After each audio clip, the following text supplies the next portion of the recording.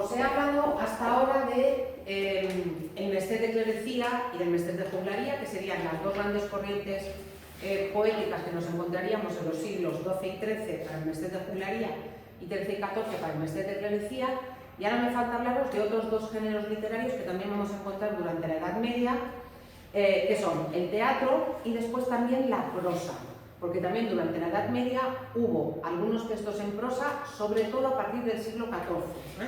Recordáis que os dije que una de las características de la literatura medieval es que es fundamentalmente en verso, pero sí que es verdad que a partir del siglo XIV y ya del XV vamos a encontrarnos con más literatura en prosa. ¿Qué ocurre primero para empezar con el teatro? Sabemos también, igual que lo sabemos para el caso del Mester de Juglaría, sabemos que hubo mucho teatro en la Edad Media y que era teatro fundamentalmente ligado a la religión.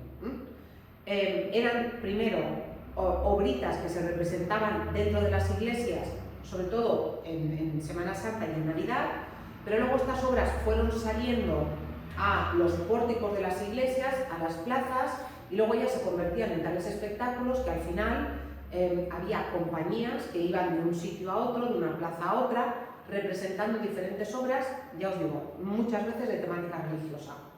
De estas obras de teatro medieval que nosotros sabemos que hubo, no ha llegado hasta nosotros ninguna completa, y lo único que tenemos de teatro escrito en castellano de la Edad Media es un fragmento del llamado Auto de los Reyes Magos. Auto de los Reyes Magos. ¿Qué es? Auto o misterio de los Reyes Magos. A mí me vale con Auto de los Reyes Magos, que es de la segunda mitad del siglo XII y es un fragmento del principio. Vosotros conocéis la historia de los Reyes Magos, que ven la estrella y deciden seguir la estrella hasta Belén para ver el nacimiento del Mesías. Entonces, en ese fragmento vemos a los Reyes Magos que por separado ven la estrella y deciden seguirla hasta Belén. Y ya está, eso es lo que tenemos. Ni siquiera se juntan, ni siquiera interactúan entre ellos, ni siquiera llegan hasta Belén, porque es un fragmento probablemente del principio del Auto de los Reyes Magos. Y ya no hay nada más de teatro medieval.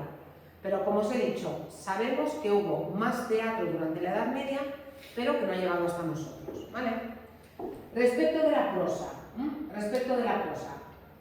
también os he dicho que la literatura medieval en castellano, más antigua, se escribe en verso, pero que sobre todo a partir del siglo XIV, también en el XIII, pero a partir del siglo XIV, nos vamos a encontrar ya con autores que escriben en prosa.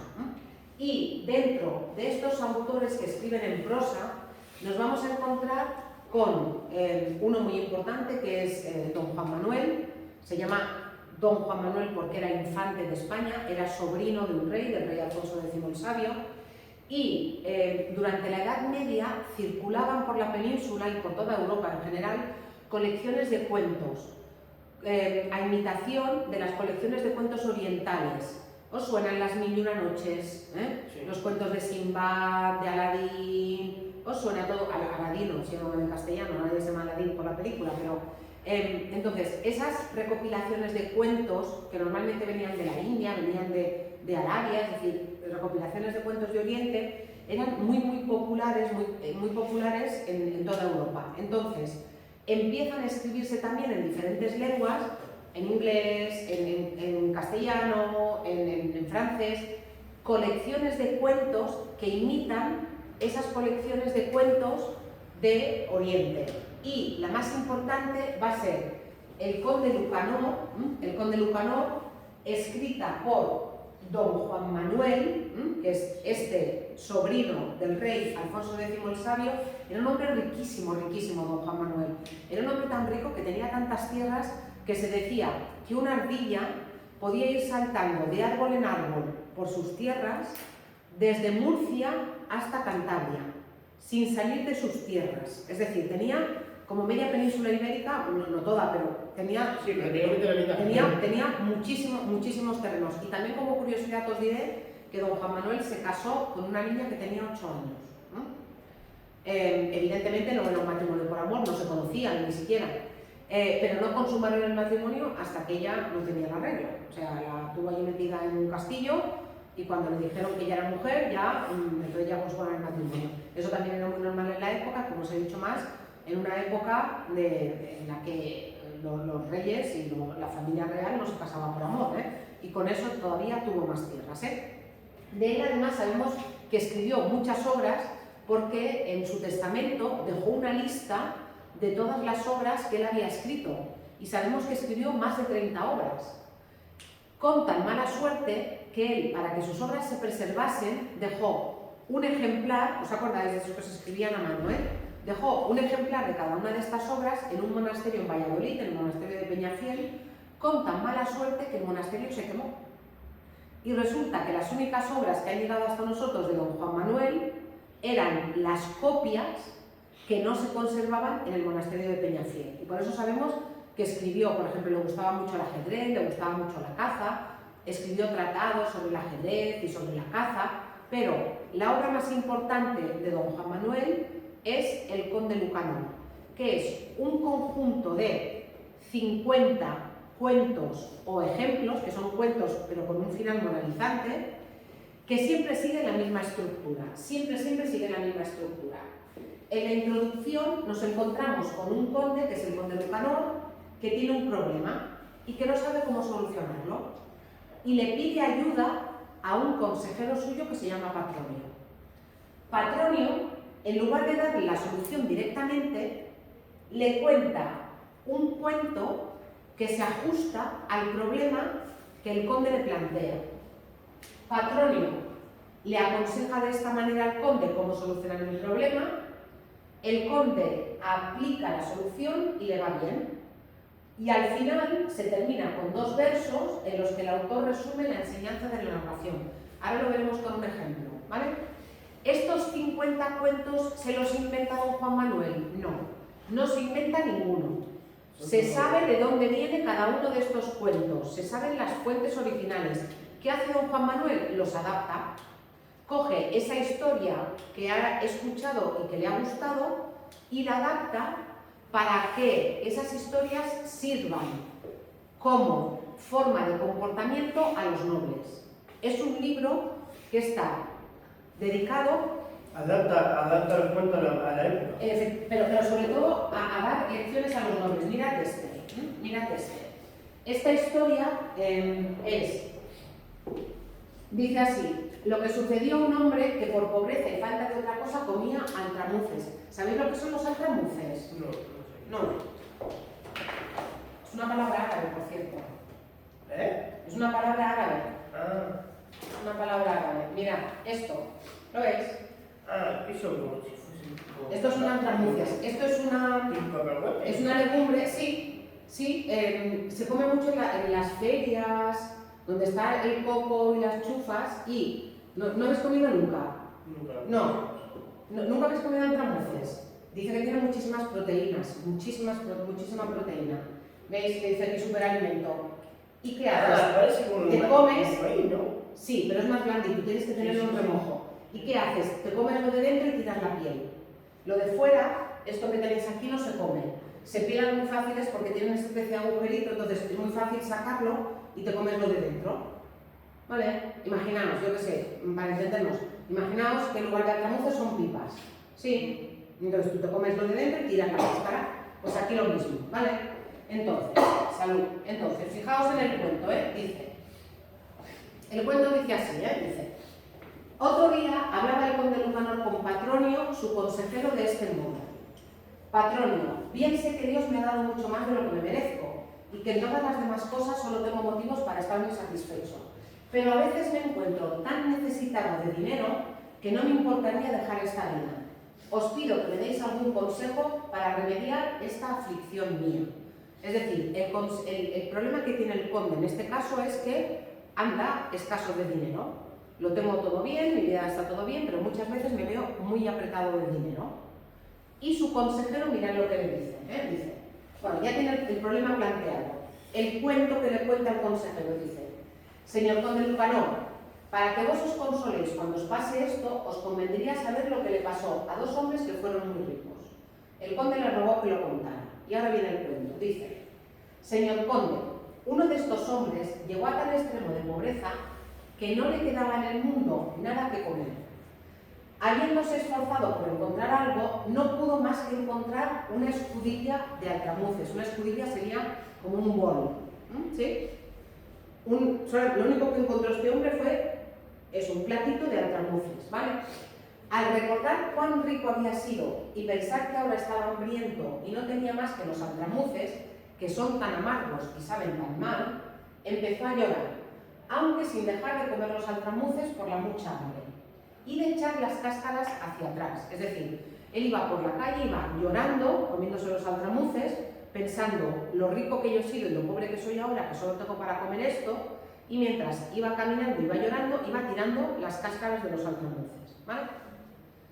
En medio de esta congoja y de este pesar, notó que detrás de él había otra persona, y volviendo la cabeza, vio que un hombre comía las cáscaras de altramuces que él tiraba al suelo. Este era el otro de quien os dije también que había sido rico. Cuando aquello vio de los altramuces, preguntó al otro por qué comía las cáscaras. Respondióle que aunque había sido más rico que él, había ahora llegado a tal extremo de pobreza y tenía tanta hambre que se alegraba mucho de encontrar aquellas cáscaras que la mojaban. Cuando esto oyó de los altramuces, se consoló, viendo que había otro más pobre que él y que tenía menos motivos para serlo. Con este consuelo se esforzó por salir de la pobreza, lo consiguió con la ayuda de Dios y volvió otra vez a ser rico. ¿Vale? ¿Entendéis la historia? O sea, aquel llora porque es muy pobre y solamente tiene para comer altramuces, y cuando se da la vuelta ve que hay alguien detrás de él que se va comiendo lo que él tira. Y piensa, ¿de qué me cojo yo si hay alguien que es más pobre? Entonces se esfuerza y vuelve a ser rico. Y ahora viene el consejo que Patronio le da al conde, ¿vale? Y dice: vos, señor conde Lucanor, debéis saber que por permisión de Dios nadie en el mundo lo logra todo.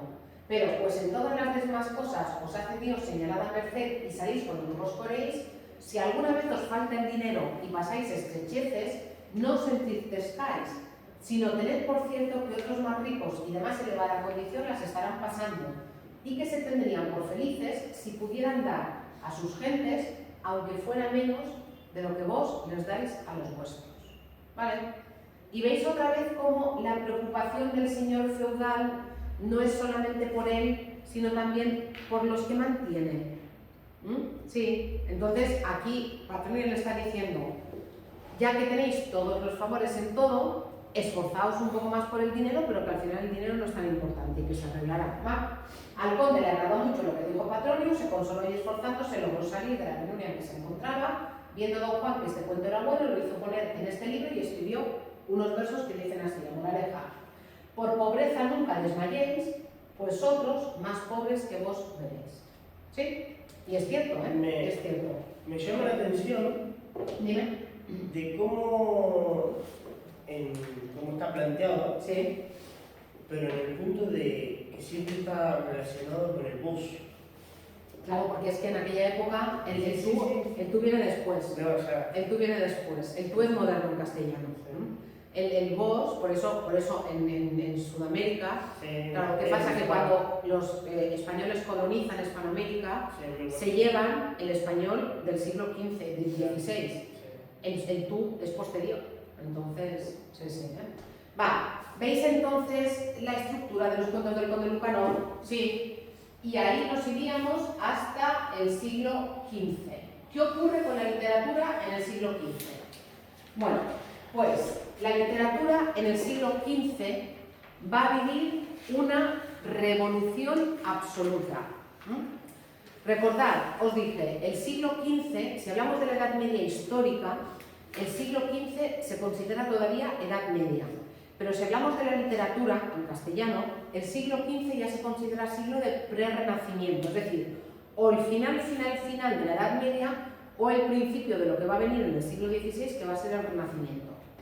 En el siglo XV ocurre una revolución total para la historia de la cultura. Yo creo que os lo dije el otro día, que la historia de la cultura en el mundo moderno ha vivido dos revoluciones. La primera revolución es la de la invención de la imprenta. ¿Os acordáis antes de cómo hemos visto que los monjes iban copiando los libros a mano? lo caros que eran los libros, lo difícil que era conseguir un libro.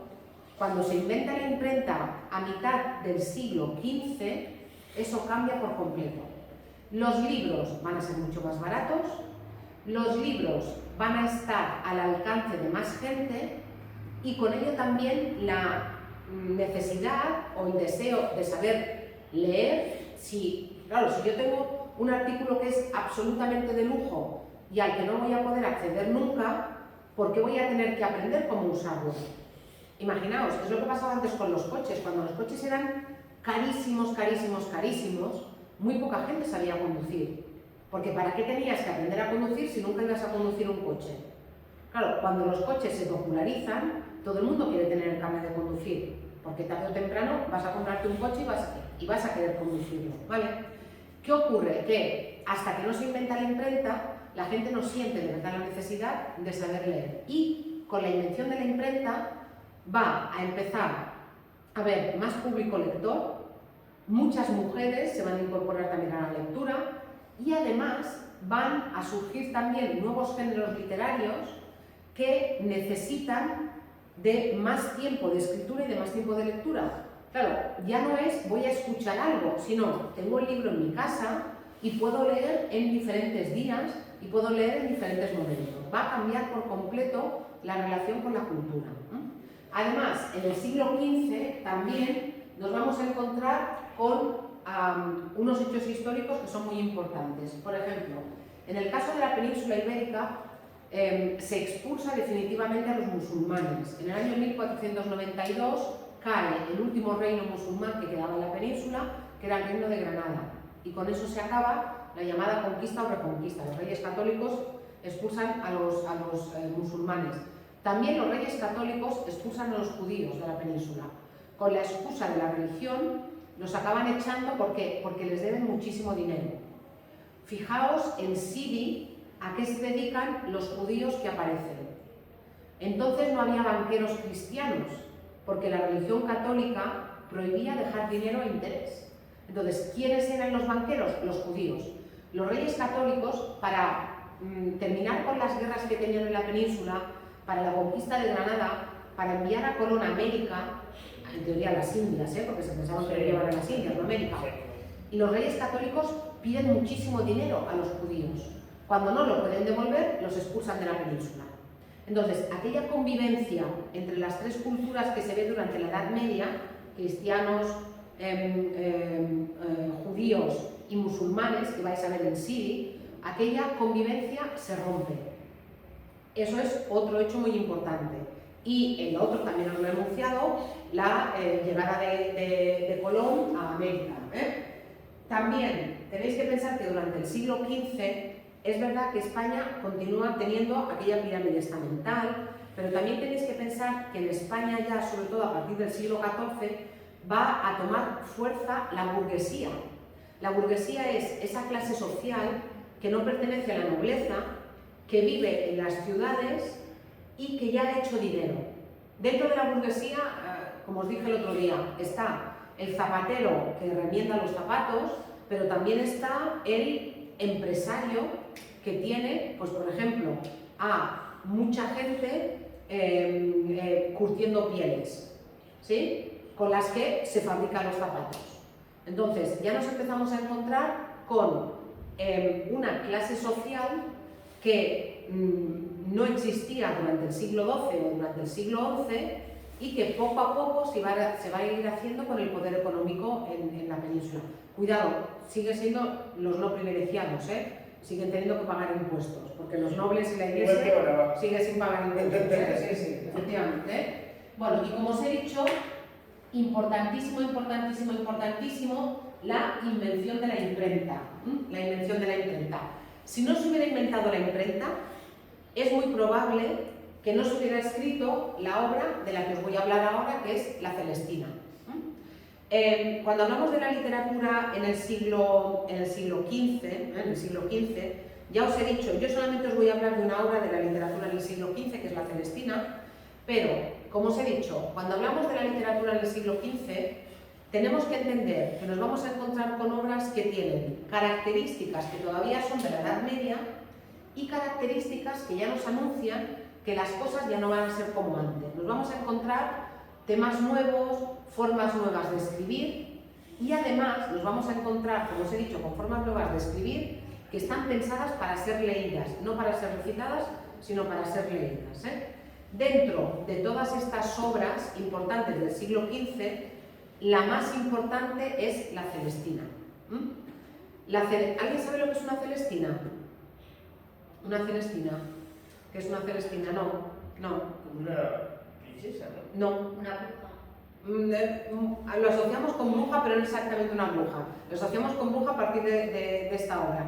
Una Celestina era una mujer que se encargaba de arreglar matrimonios. Se llamaba una alcahueta, una mediadora. Sí. A ver, tenéis que pensar, ¿os acordáis de lo que os he dicho antes? De que la gente no se casaba por amor y los hombres y las mujeres vivían en mundos completamente separados. No se juntaban ni en la iglesia. En la iglesia había bancos para mujeres y había bancos para hombres.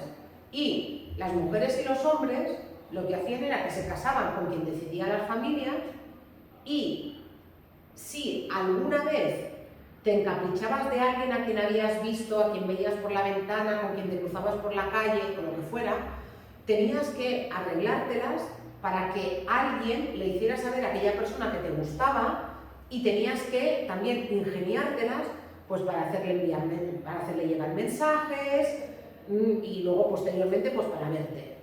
¿Qué ocurría? ¿Quién hacía esto? Pues normalmente lo hacían mujeres mayores que entraban en las casas con la excusa de vender algo. Hilo, tela, agujas, encajes. ¿Quiénes eran las que se dedicaban a las labores esas? Las mujeres de la casa. Entonces, si tú tenías a una señora mayor, en teoría inofensiva, que entraba a venderte encajes, esta mujer mayor te podía hacer llegar un mensaje de un chico que te había visto y a que tú le gustabas. ¿Sí? Y esto es justamente lo que hace la protagonista de esta obra, que en principio no se llamaba Celestina, se llamaba Historia de Calisto y Melibea, que son historia, comedia, primero comedia, luego tragicomedia, de Calisto y Melibea, que son los dos protagonistas de la historia. Luego se llamó tragicomedia de Calisto y Melibea, y atención, y la puta vieja Celestina, porque Celestina, de joven, había sido prostituta.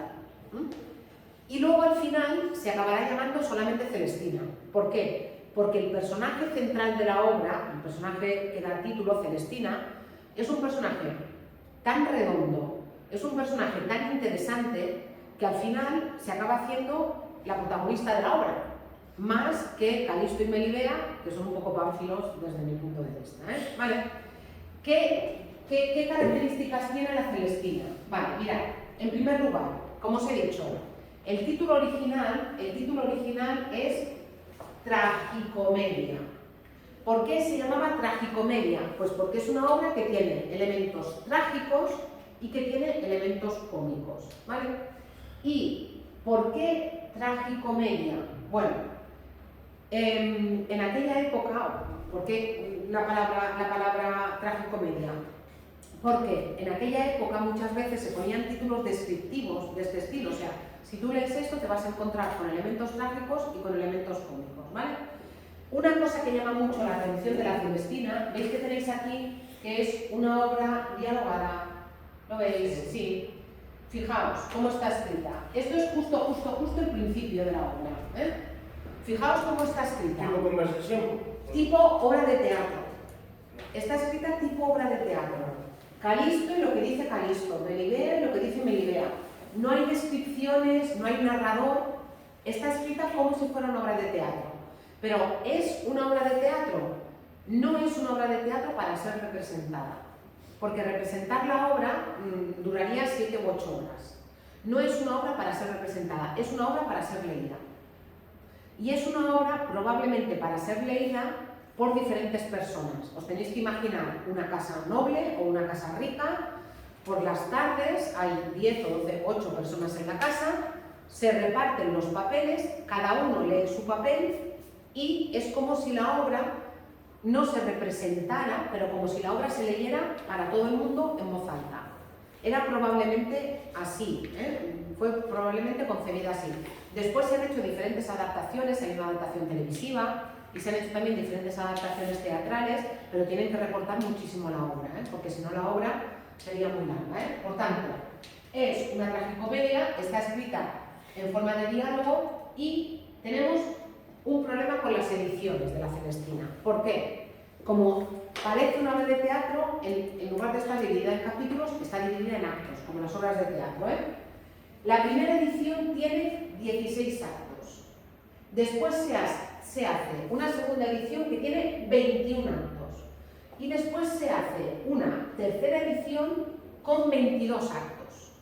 Pero cuidado, estos actos que se añaden por el medio. No trastocan el final, ni el principio.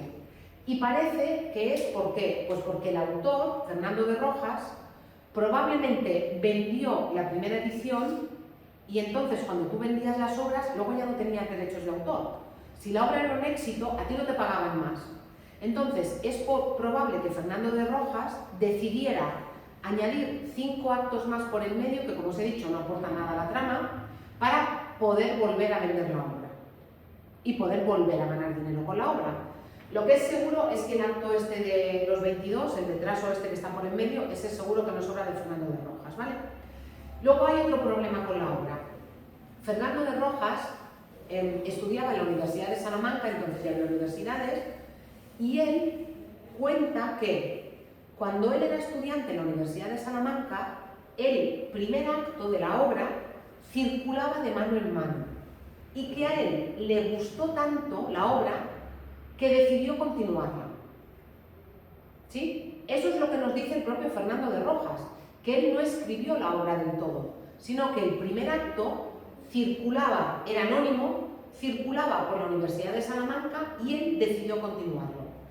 Los estudiosos de la literatura, los filólogos, en fin, han estudiado y mirado y vuelto a mirar el primer acto y el resto para ver si Fernando de Rojas miente.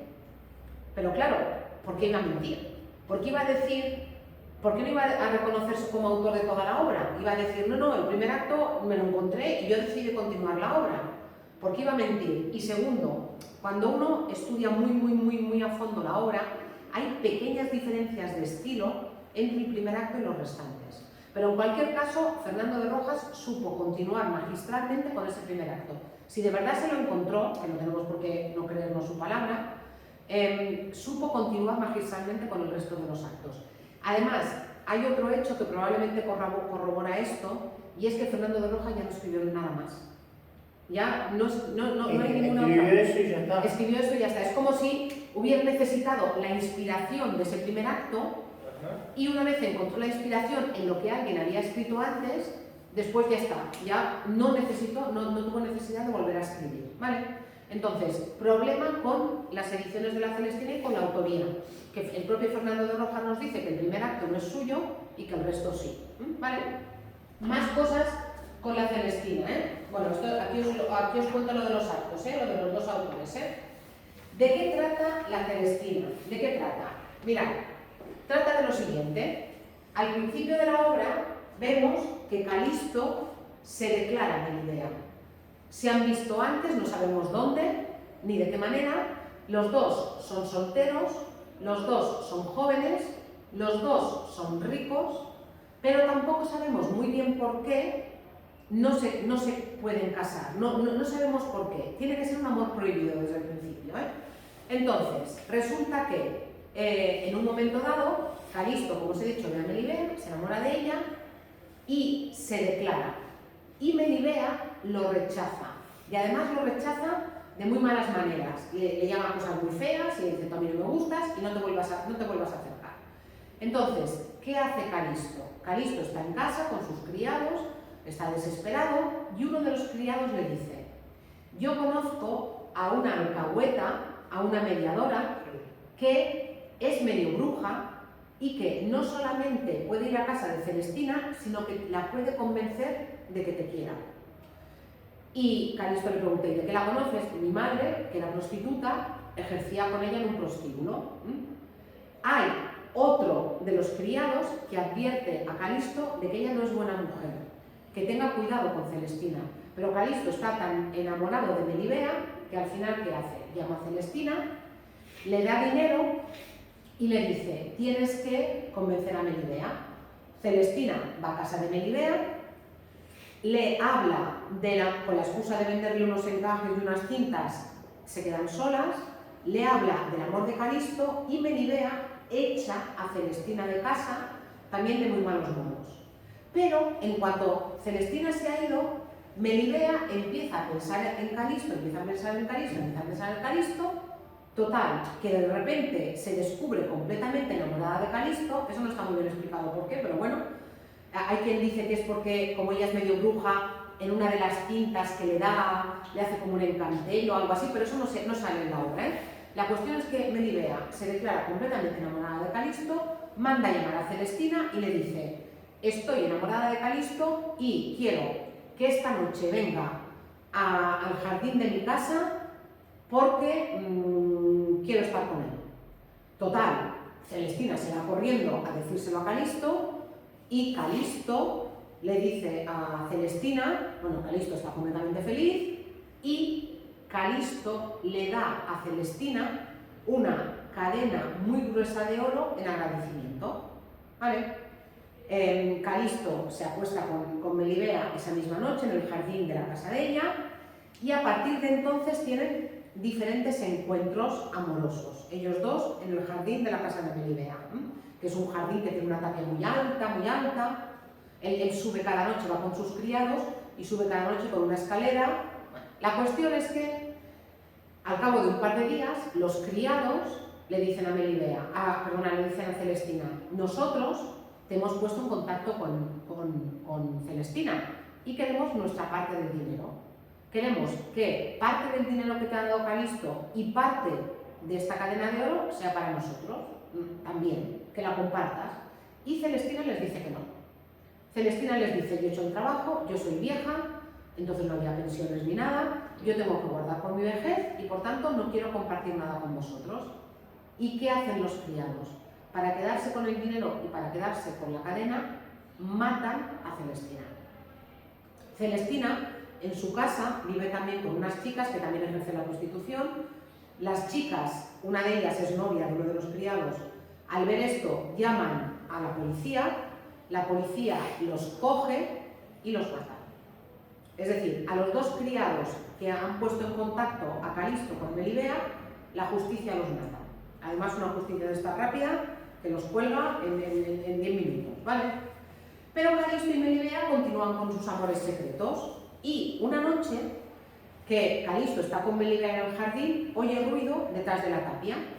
Entonces, como él ha dejado allí a dos criados vigilando la escalera para cuando él salga, Calisto, al ver que los criados están metidos en una riña, lo que hace es que intenta bajar por la escalera, pero los que se están peleando mueven la escalera y Calisto cae desde lo alto de la escalera y mientras Melibea está arriba mirando, ve como Calisto cae y se mata. Entonces, Melibea, desesperada, se sube a la torre más alta de su casa, en un palacio enorme, ¿sí? Se sube a la torre más alta y sus padres, que han salido a ver todo el escándalo, ven cómo Melibea se tira de la torre para abajo y se suicida. Entonces, la obra acaba de una forma terrible, porque además acaba con el llanto del padre de Melibea, que Melibea era la única hija que tenían Plebeia y su mujer, los dos padres, sí, no tenían más hijos. Entonces, el padre llora desesperado frente al cuerpo de su hija. Claro, si os fijáis, todos los que han tenido algo que ver con los amores de Calisto y Melibea han muerto. Han muerto los dos criados, ha muerto Calisto, ha muerto Melibea y ha muerto Celestina. Claro, ¿qué pretende contarnos la obra? Que no hay que creer en el amor, que hay que respetar, no sé, los amores legales, que no hay salida en esta vida, que de todas maneras también os tengo que decir que Fernando de Rojas venía de una familia de judíos conversos, es decir, de judíos que para poderse quedar en España se convirtieron al cristianismo. Y al propio suegro de Fernando de Rojas lo quemaron en la hoguera por hereje. Por hereje, por no seguir la religión católica. Entonces, probablemente es una obra que demuestra muy bien, o que demuestra de alguna manera, como la sensación que tiene Fernando de Rojas de que nada vale la pena en este mundo, como que da una visión muy pesimista de la vida, muy pesimista. ¿Y qué tiene la obra, del renacentista? La relación que hay con los criados, por ejemplo. Fijaos la diferencia con el Cid. En el Cid, cuando el Cid está ahí en el escaño allí y le ataca el león, ¿qué hacen sus hombres lo primero? No salen corriendo a salvarse. Lo primero que hacen sus hombres es salvar a su señor, intentar salvar a su señor. Aquí, ¿qué hacen los criados? Aquí los criados lo que hacen es intentar sacar dinero, intentar aprovecharse del señor. Y les da igual si lo hacen bien, si lo hacen mal, si le están recomendando a una bruja que al final le va a sacar los cuartos y que no va a ser buena persona. Les da igual porque cada uno mira por su propio interés. Porque además estamos ya en una sociedad moderna donde tú estás con una persona porque te paga, pero no porque le debas fidelidad ni porque le debas lealtad. Por tanto, tiene muchos rasgos que nos anuncian ya que esa pirámide estamental que habíamos visto está cayendo y que el mundo después ya va a ser de otra manera. Bueno, aquí tenéis dos fragmentos y, perdonad, termino, ya podéis hacer también la actividad evaluable 2. Ya hemos terminado con la literatura y por tanto ya podéis hacer la actividad evaluable 2. ¿Sí?